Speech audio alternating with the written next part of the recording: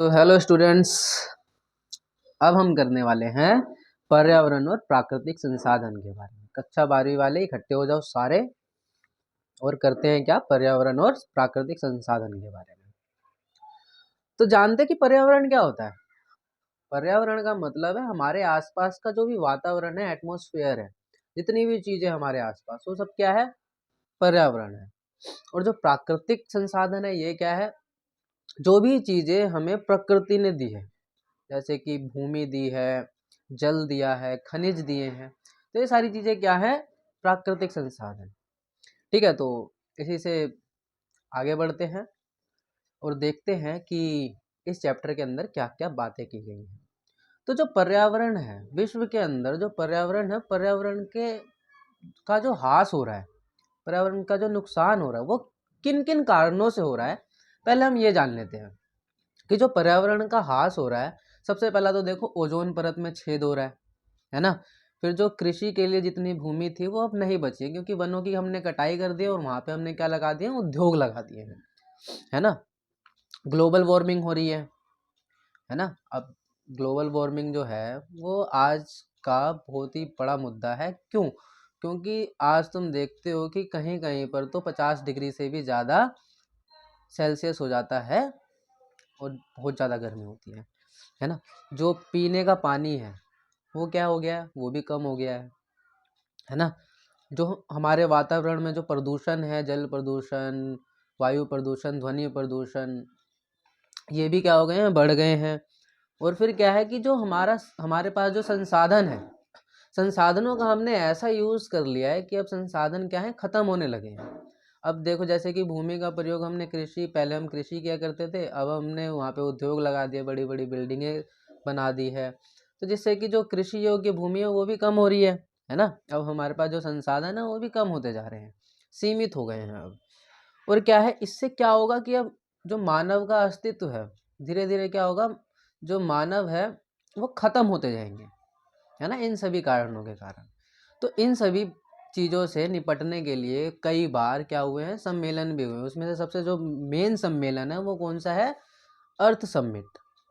इसको हम रियो सम्मेलन भी कहते हैं, या क्या, ये पहला जो पृथ्वी सम्मेलन है, इसको पृथ्वी सम्मेलन, रियो सम्मेलन या अर्थ समिट, कुछ भी बोल लो। ये क्या हुआ था कि 1992 के अंदर, 1992 में ब्राज़ील के रियो डी जेनेरियो में इसकी क्या हुई थी, बैठक हुई थी, जिसके अंदर 170 देशों ने भाग लिया था। और हजारों की संख्या में जो स्वयंसेवी संगठन होते हैं वो आए थे, और बहुत सारी बहुराष्ट्रीय कंपनियां भी आई थी जिन्होंने इसके अंदर भाग लिया था। तो इसके अंदर बात क्या हुई थी कि जो पर्यावरण है, पर्यावरण को लेकर विकसित और विकासशील देश जितने भी हैं, इन दोनों के बीच में ना अंतर था। कि देखो, जो विकसित देश हैं उन्होंने तो औद्योगिकरण कर लिया, जिससे कि क्या हुआ, जो वेस्ट कंट्रीज़ है, वेस्ट कंट्रीज़ डेवलप तो हो गई, लेकिन उनके जो डेवलपमेंट का जो कार्य था उसके अंदर बहुत ही ज़्यादा पर्यावरण को ह्रास हुआ, है ना। तो विकसित देशों को चिंता थी कि जो ओजोन परत है, ओजोन परत में जो छेद हो रहा है वो धीरे धीरे बढ़ता जा रहा है ना। और जो ग्लोबल वार्मिंग है उसको लेकर जो विकसित देश थे वो क्या थे, बहुत ही ज़्यादा चिंतित थे। और जो विकासशील देश थे, ये तो देखो अभी तो विकास इनका हुआ नहीं है, फिर भी सुरक्षा के लिए, ये संतुलन बनाने के लिए चिंतित थे कि भाई जितना तुमने किया है तुम उतने पे फोकस करो, और क्या करो कि भाई थोड़ा सा ज़्यादा योगदान दो पर्यावरण को सुरक्षित करने में। ठीक है, फिर इसी के अंदर एजेंडा 21 को भी साइन किया गया। एजेंडा 21 क्या था कि इसके अंदर ना विकास करने के कुछ तरीके बताए गए थे, है ना, सुझाव दिए गए थे, जिसके अंदर एक था टिकाऊ विकास। टिकाऊ विकास क्या होता है कि पर्यावरण को बिना नुकसान पहुंचाए क्या करना है, विकास करना है। क्या था, टिकाऊ विकास था, जो कि रियो सम्मेलन के अंदर ही हुआ था। ठीक है, फिर 1997 में क्योटो प्रोटोकॉल, क्योटो कौन, जो जापान है, जापान का एक क्षेत्र है क्योटो, क्योटो के अंदर भी क्या हुआ, सम्मेलन हुआ, तो उसको क्या बोला गया, क्योटो प्रोटोकॉल, 1997 में, 1997 में। तो औद्योगिक जितने भी देश थे उनके लिए जो ग्रीन हाउस गैस थे उसका जो उपयोग है, उसके उत्सर्जन को कम करने के लिए जो था, क्योटो प्रोटोकॉल बुलाया गया था। ठीक है, ये तो था कुछ जो सम्मेलन हुए जो कि मेन थे। इसके अलावा भी संयुक्त राष्ट्र संघ ने भी क्या बनाया, प्रोग्राम बनाया, यूनाइटेड नेशन इन्वायरमेंटल प्रोग्राम। ये कब बना था, 1970 के अंदर बना था, 1970 के दशक में बना है ना। यूएनईपी, इसका क्या था कि जो पर्यावरण की जितनी भी समस्याएं हैं उस पर क्या करना है, ज़्यादा कारगर और ज़्यादा सुलझी हुई पहलकदमी, इसकी शुरुआत करने के लिए बनाया गया था। ठीक है, UNEP, united nation environmental programme. ठीक है, फिर क्या हुआ, तो एक बार और अर्थ समिट हुआ 2012 में, ये भी रियो के अंदर ही हुआ है ना। 20 पूरे 20 साल बाद हुआ। पहला तो 1992 में हुआ था, दूसरा 2012 में हुआ। इसके अंदर क्या हुआ कि पृथ्वी सम्मेलन के 20 साल बाद यह सम्मेलन हुआ, जिसके अंदर किस चीज़ की बात की गई, सतत पोषणीय विकास की, है ना। सतत पोषणीय विकास क्या होता है कि जो हमने टिकाऊ विकास की बात की, कि आने वाली पीढ़ी को देखकर, जितने भी हमारी आने वाली पीढ़ी है, आने वाली पीढ़ी को ध्यान में रखते हुए हमें विकास करना, संसाधनों का कम से कम यूज़ करना, आने वाली पीढ़ियों के लिए भी बचा कर रखना है। इसके अंदर इस चीज़ की बात हुई है ना। और जितनी भी नई चुनौतियाँ थी उससे उभरने के लिए भी इसके अंदर बात की गई थी। फिर 2015 में क्या हुआ, पेरिस समझौता हुआ, यह 2020 से लागू हो चुका है ना। इसके अंदर क्या बात हुई कि जो वैश्विक ताप वृद्धि है, ताप वृद्धि क्या, ग्लोबल वार्मिंग है, जो ग्लोबल का जो ताप है उसको क्या 2% से कम करना है, 2 डिग्री सेल्सियस उसका क्या करना है, कम करना है। इसके ऊपर बात हुई और भारत ने भी इसे 2 अक्टूबर 2016 को इसके ऊपर हस्ताक्षर किए और 2030 तक अपनी उत्सर्जन तीव्रता जो है ना, उसको क्या 33 से लेके 35% तक कम करने का लक्ष्य किया, है ना। और जो अमेरिका है, अमेरिका ने इस समझौते से अपने आप को दूर रखा। ठीक है, ये तो थे कुछ जो सम्मेलन हुए वो जो कि मेन थे। उसके बाद हम बात करते हैं साझी संपदा की। साझी संपदा क्या होती है, अब पर्यावरण के अंदर कुछ ऐसी चीज़ें होती हैं जो कि किसी एक मानव विशेष का नहीं होता, बल्कि पूरे विश्व का होता है या पूरी मानव जाति का होता है। जैसे कि हम बात करते हैं जो नदी है ना, जो वन है, वन के क्षेत्र हैं जो जिसके अंदर जो चारागाह हैं वो हो गए, कुएं हो गए। वैसे ही जो विश्व है, विश्व के लिए भी क्या होता है कि जो पूरा देश है, पूरे देश की क्या होती है, साझी संपदा होती है। जैसे कि हमारा अंतरिक्ष वायुमंडल हो गया, है ना, जो अंटार्कटिक महासागर है वो हो गया, तो ये क्या हमारी साझी संपदा है। ठीक है, तो इसके अंदर आता है कि देखो एक थ्योरी है कि साझी संपदा और जो भूमिका है वो अलग अलग जिम्मेदारियां। तो इसके अंदर क्या बात हुई कि जो वेस्ट कंट्रीज है जो कि डेवलप्ड है, उन्होंने क्या